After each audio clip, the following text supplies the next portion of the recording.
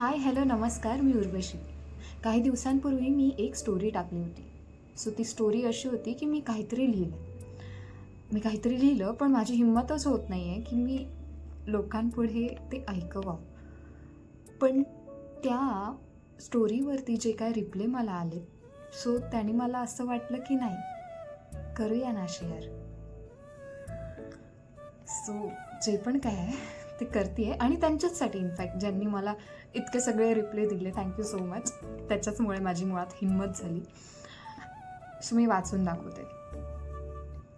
चल ना कुठेतरी दूर जाऊया, जिथे नसणार माणसांचे न बोलता बोलून दाखवणारे चेहरे, जिथे नसणार वेळेच्या काट्याची धावपळ, जिथे नसणार माणसाळलेल्या मोबाईलची रिंगटोन, जिथे नसणार सर्पदंश करणारी हाक.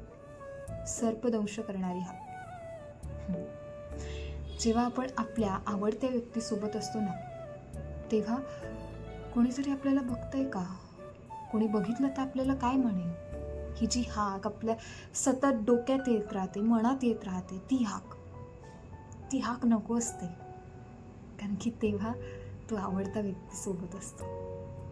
सो ती हाक तिथे असावी जरा वाळू, अंगाला स्पर्श होण्याकरिता. तिथे असावं झाड, जरा झुळूक येऊन आपल्यात देह राहतो याची जाणीव करून देण्याकरिता. तिथे असावा चंद्र फक्त आणि फक्त तुझा चेहरा बघण्याकरिता. तिथे असावं मन शांत आणि डोक्याचा दंश तर नकोच, मुळात स्पर्श सुद्धा नको, मुळात देहच नको, तहान आणि भूक याची आठवण करून देण्याकरिता. ती व्यक्ती माझ्या सोबत जेव्हा आहे तेव्हा मला तहान लागते, मला भूक लागते, याची पण आठवण करून देण्याकरिता कोणीच नको आहे. सो मला देहच नको आहे माझा मुळात, की जेव्हा तू आहेस माझ्यासोबत तेव्हा मला कोणी तहान आणि भूक याची आठवण करून देणार. पुढं ते असावेत ते तुझे डोळे आणि माझे डोळे, डोळ्यांनीच सगळं बोलणं व्हावं.